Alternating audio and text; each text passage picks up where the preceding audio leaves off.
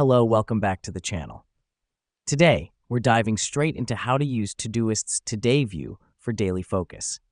This is your complete guide for 2025.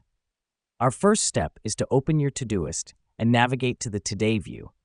You can find it in the sidebar on the left-hand side of the screen. The reason we do this is because the Today view is where you'll see all tasks scheduled for the current day. This helps us because it allows us to focus only on what needs to be done now, eliminating distractions from future tasks.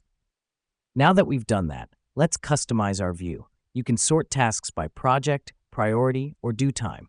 Just click on the icon at the top right corner and choose your desired sorting option.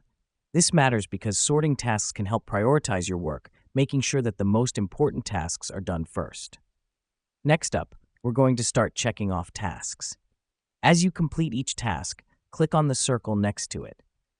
The task will then disappear from the Today view. Let me explain why this matters. By checking off tasks, you're not only keeping track of what you've accomplished, but also motivating yourself to continue working through your list. If you have a large number of tasks, you can narrow down your Today view by using filters. Click on the funnel icon at the top right corner and type in your filter. Here's what's happening behind the scenes. Todoist is scanning your tasks for the particular criterion you've entered, such as a specific project or keyword, and only those tasks will be displayed. We're almost done. The last step is to review your day. At the end of the day, take a moment to look at your completed tasks. This helps us because it not only gives a sense of accomplishment, but also allows for reflection and planning for the next day. And there you have it. You've just learned how to use Todoist's Today view for daily focus.